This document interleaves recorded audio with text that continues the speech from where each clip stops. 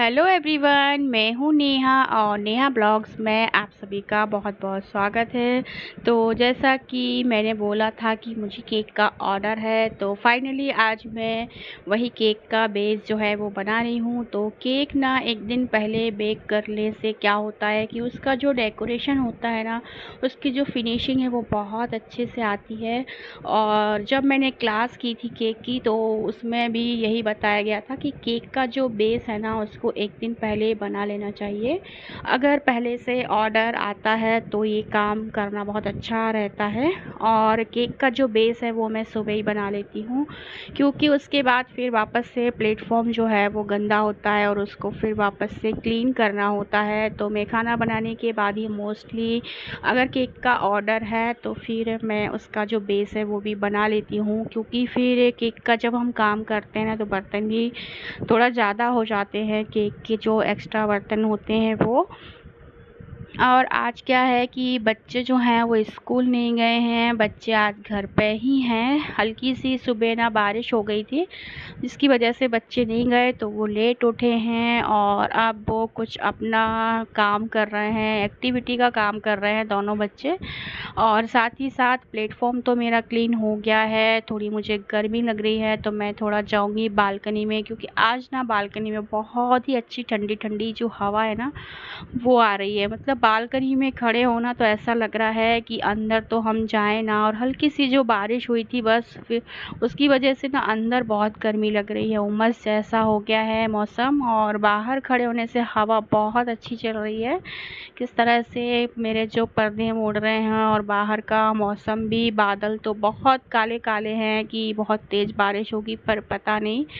और बस आप देखिए कि कितना अच्छा मौसम है बाहर का, साथ ही साथ तुलसी के पौधे और मेरा ये पर्दा भी देखिए रूम का, कितना मतलब बहुत तेज़ हवा आ रही है।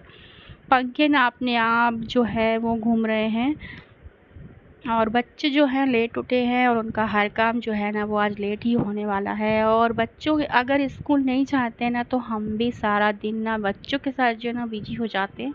हमारे भी काम जो है ना वो कंप्लीट ही नहीं होते हैं। और इधर हमने मैंगो का जो पल्प है उसको स्टोर किया था, तो इस तरह से 4 से 5 पैकेट हमने स्टोर करके रख लिया है। और ये जो हमारा पल्प है अब ये 1 ईयर तक रहेगा। और आज बारिश की वजह से कपड़े भी मुझे अंदर ही सुखाने पड़े, तो कुछ कपड़े तो सूख गए थे पर कुछ कपड़े जो हैं वो बाकी थे, तो मैंने इस तरह से पलंग पर डाल दिए हैं। क्योंकि यहाँ पे अभी कोई आने वाला नहीं है और फ़ैन भी ऑन है, तो हमने सोचा चलो यहीं पे थोड़े से कपड़े हैं वो सुखाने डाल देते हैं। और कुछ कुछ कपड़े जो सूख गए थे उनको फिर घड़ी करके उनको प्रॉपर जगह पे भी रखना होता है। तो बस इस तरह से बेटी के, बेटे के, हस्बैंड के और मेरे सबके ना अलग अलग कपड़े हम रख देते हैं, ताकि उनको ढूंढने में दिक्कत ना जाए। तो बस ये सारे कपड़े जो हैं इनको मैं अरेंज करूँगी।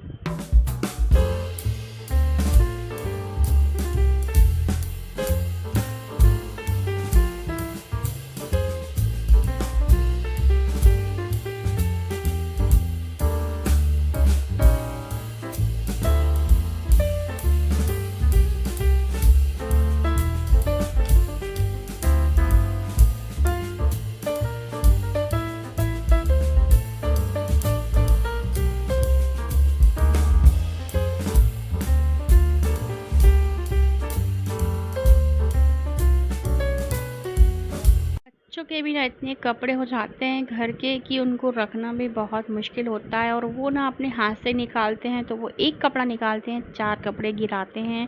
और फिर उसके बाद बस फिर मैंने नहाया, और नहाने के बाद दोपहर का टाइम हमारा तो जो है वो चला ही गया था।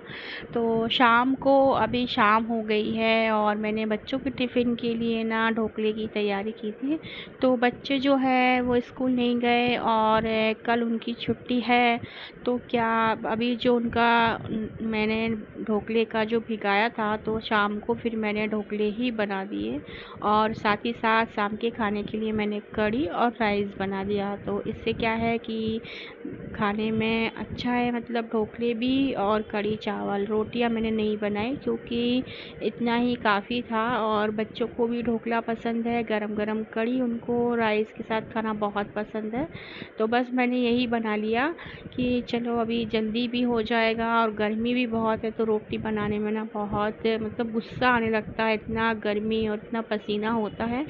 तो ऐसा लगता है कि किचन का काम जल्दी से करें और ना शांति से पंखे में बैठ जाएं, और फिर नहाने के बाद तो फिर शाम को वापस से मन नहीं करता है मेरा खाना बनाने का। सुबह तो मैं कर लेती हूँ, पर शाम को ना बहुत गुस्सा आती है।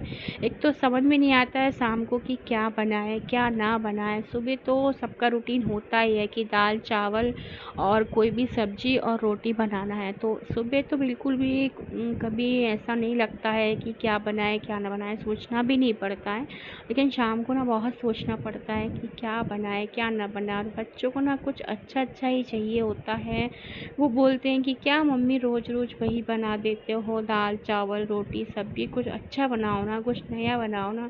तो बस इस तरह से बच्चों की डिमांड है वो भी पूरी करनी पड़ती है, साथ ही साथ हस्बैंड को भी देखना पड़ता है। हमारा तो क्या है, हम तो बच्चों को और हस्बैंड को जो पसंद है वही खा लेते हैं, अपने मन का इतना वो नहीं है मुझे। जो भी होता है मैं उसी में एडजस्ट कर लेती हूँ, पर इन लोगों को बहुत शौक है तो उसके हिसाब से ही मुझे खाना बनाना होता है।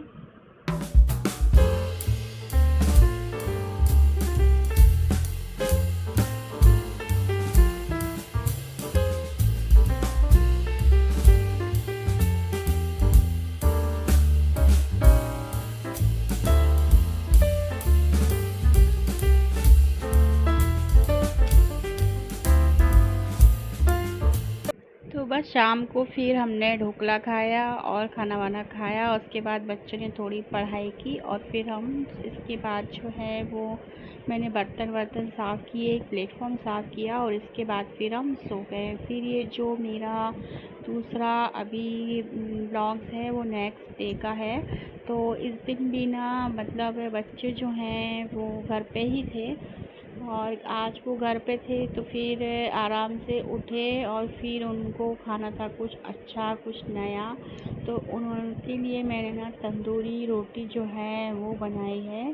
तो तंदूरी रोटी भी मैंने ना आटे से ही बनाई है, मतलब उसमें बिल्कुल भी मैंने मैदे का यूज़ नहीं किया है। आटे में ही मैंने शक्कर दही मैदा ऑयल सब डाल के इस तरह से आटे को थोड़ी देर रख दिया था, और उसके बाद आटे की जो तंदूरी रोटी होती है वो बनाई। तो मैंने ये ना कढ़ाई में बनाई है, कुकर में भी बना सकते हैं पर कुकर ना स्टील का था तो मैंने उसमें नहीं बनाई। इस तरह से कढ़ाई में ही मैंने रोटी बना दी। और दोनों बच्चे जो हैं वो टीवी देख रहे हैं, और आज मुझे बर्थडे का जो केक था उसका डेकोरेशन भी करना था। और फिर हम सब फ्रेंड लोगों ने डिसाइड किया था कि हम सरप्राइज़ पार्टी के तौर पर ही ये केक ले जाते हैं। तो फिर मैंने बोला कि चलो ठीक है, तो हमारा जो ऑर्डर था उसको कैंसिल करके फिर मतलब वही ऑर्डर था और वही केक फिर हमने मतलब उनसे पैसे जो हैं वो चार्ज नहीं किए, और हम सब लोगों ने मिलके उसका जो भी खर्चा था वो पूरा करके, और फिर हमने अपनी तरफ से उनको केक गिफ्ट किया और सरप्राइज़ पार्टी में हम वहाँ पर उनको दी। तो बस इस तरह से आज मुझे सुबह का ही बच्चों का जो खाना था वो बनाना था, क्योंकि शाम को तो हम पार्टी में जाने वाले थे। तो बस इस तरह से फिर मैंने बच्चों को खाना वाना खिलाया, फिर उनको बोला कि भाई पार्टी में जाना है तो थोड़ी पढ़ाई भी करनी होगी, वरना वो सारा दिन ना टीवी ही देखते रहते हैं। तो बच्चे ना अभी भी टीवी ही देख रहे हैं, और वो टीवी देख देख के ही खाएंगे, मतलब मुझे यहाँ से वहाँ तक ना उनको दौड़ना पड़ेगा खाना खिलाने के लिए। तो हॉल में ही मैं मतलब यहाँ पे बना रही हूँ ये रोटियाँ, और साथ ही साथ बच्चे देख रहे हैं टीवी। तो बस दोनों बच्चे अभी ये खाएंगे। वो रोटी जो है वो मेरी आप देख सकते हैं कि बहुत अच्छे से बन के तैयार हो गई है एकदम आसानी से। और इसका जो डिटेल वीडियो है ना वो भी है मेरा एक और जो यूट्यूब चैनल है मेरा, नेहा मिश्रा किचन के नाम से उस पर। तो वहाँ पे आपको पूरा डिटेल रेसिपी जो है वो मिल जाएगी। और इस तरह से बच्चों को फिर खाना खिलाया और फिर उनको पढ़ने बिठाया। फिर शाम को हमने तैयारी की बर्थडे पार्टी में जाने की। तो अभी तो दोपहर का काम ही ख़त्म हुआ था।